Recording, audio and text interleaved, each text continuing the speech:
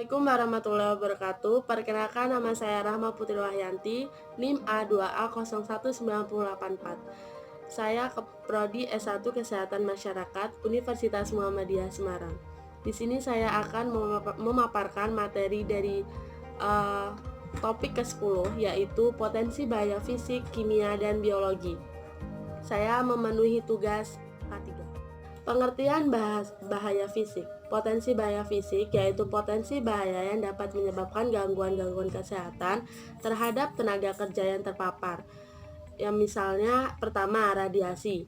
Radiasi adalah pancaran energi melalui suatu materi atau ruang dalam bentuk panas. Yang kedua, kebisingan merupakan segala bunyi yang tidak dikehendaki yang dapat memberi pengaruh negatif terhadap kesehatan. Yang ketiga, penerangan. Penerangan atau pencahayaan akibat dari kurangnya ini di lingkungan kerja akan mengakibatkan kelelahan fisik dan mental bagi para karyawan atau pekerjanya. Yang keempat, getaran. Getaran tersebut terjadi secara teratur dari benda atau media dengan arah bolak-balik dari kedudukannya. Bahaya yang bersifat fisik. Bahaya ini seperti ruangan yang terlalu panas, terlalu dingin, bising, kurang penerangan, getaran yang berlebihan, radiasi, dan sebagainya.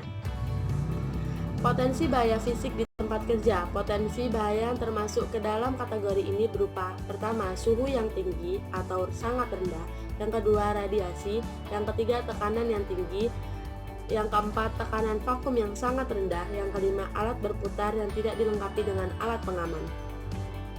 Pengertian potensi bahaya kimia. Bahaya kimia adalah jenis bahaya pekerja yang disebabkan oleh paparan bahan kimia di tempat kerja. Paparan bahan kimia di tempat kerja dapat mengakibatkan efek kesehatan bagi karyawan atau pekerjanya, baik akut maupun jangka panjang.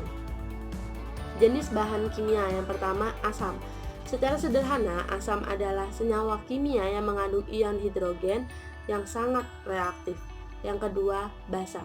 Basa merupakan lawan dari asam, di mana bahan kimia yang bersifat basa ini memiliki kandungan ion hidroksida.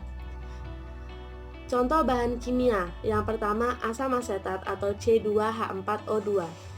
Asam asetat sesuai namanya merupakan bahan kimia dengan jenis asam lemah yang berupa larutan bening dengan bau yang sangat tajam.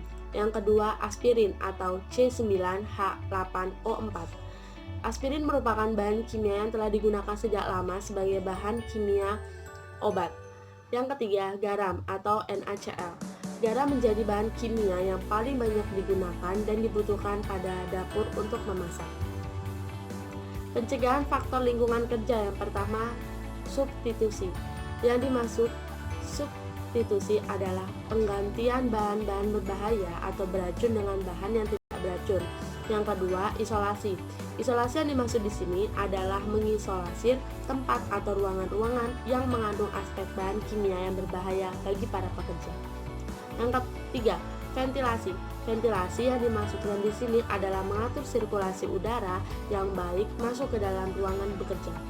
Yang keempat, pemakaian alat perlindungan diri atau APD. Pemakaian alat perlindungan diri ini dilakukan apabila ketiga sistem tadi tidak dapat mengurangi atau menghilangkan bahan kimia berbahaya. Mengendalikan bahan kimia di tempat kerja. Yang pertama, mengurangi atau menghilangkan penggunaan bahan kimia. Yang kedua, menjaga sistem ventilasi. Yang ketiga, praktek kebersihan pribadi yang baik. Yang keempat, memperkenalkan kontrol administratif untuk meminimalkan paparan bahan kimia. Yang kelima, gunakan alat perlindungan diri. Jenis-jenis penggunaan bahan kimia. Yang pertama, kimia industri. Jenis kimia industri ini adalah yang mengolah dan menghasilkan bahan-bahan kimia seperti industri pupuk, asam sulfat, soda, bahan peledak, pestisida, cat, deterjen, dan lain-lain. Yang kedua, industri penggunaan bahan kimia, yaitu industri yang menggunakan bahan kimia sebagai bahan pembantu proses. Contohnya seperti industri tekstil, kulit, kertas, pelapisan listrik, pengolahan logam, obat-obatan, dan yang lain-lain. Beberapa klasifikasi umum dari bahan kimia. Yang pertama, bahan kimia beracun. adalah bahan kimia yang dapat menyebabkan bahaya terhadap kesehatan manusia atau menyebabkan kematian. Yang kedua, bahan kimia korosif. Bahan kimia yang karena reaksi kimia dapat mengakibatkan kerusakan apabila kontak dengan jaringan tubuh atau bahan-bahan lainnya. Yang ketiga, bahan kimia mudah terbakar adalah bahan kimia yang mudah bereaksi dengan oksigen dan dapat menimbulkan kebakaran. Yang keempat, bahan kimia oksidator.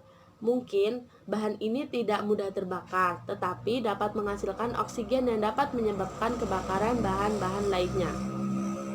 Potensi bahaya kimia di tempat kerja, yaitu pertama, reaksi berantai, yang kedua, ledakan, yang ketiga, kebakaran, yang keempat, keracunan, yang kelima, iritasi, yang keenam, kekurangan oksigen, yang ketujuh, terpaparnya organ-organ tubuh seperti ginjal, saluran pernafasan, saluran pencernaan, dan lain-lain.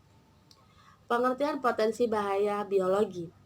Potensi bahaya biologi yaitu potensi bahaya yang berasal atau ditimbulkan oleh kuman-kuman penyakit yang terdapat di udara dan berasal dari sumber pada tenaga kerja yang menderita penyakit-penyakit tertentu seperti TBC, hepatitis, AIDS, dan lain-lain. Faktor biologi di tempat kerja umumnya dalam bentuk mikroorganisme sebagai berikut. Pertama, bakteri, kedua, virus, ketiga, jamur, keempat, mikroorganisme penyebab penyakit di tempat kerja. Mengontrol bahan dari faktor biologi. Yang pertama, menggunakan masker yang baik untuk pekerja yang beresiko tertular lewat debu. Yang kedua, mengkarantinakan hewan yang terinfeksi dan vaksinasi. Yang ketiga, imunisasi bagi pekerja yang beresiko tertular penyakit di tempat kerja. Bahan faktor biologi. Faktor biologi penyebab akibat kerja sangat beragam jenisnya, seperti pekerja di pertanian, perkebunan, perhutanan, dan termasuk dalam perkantoran, yaitu indoor air quality. Potensi bahaya biologi di tempat kerja. Potensi bahaya yang termasuk di dalam kategori ini seperti bakteri, virus, serangga. Serangga itu seperti nyamuk, tawon, ular, burung, binatang buas, dan yang lainnya. Baik, itu saja. Sekian video yang dapat saya sampaikan. Kurang dan lebihnya saya mohon maaf. Saya akhiri. Wabillahi taufiq walhidayah. Waridho wal inayah. Wassalamualaikum warahmatullahi wabarakatuh.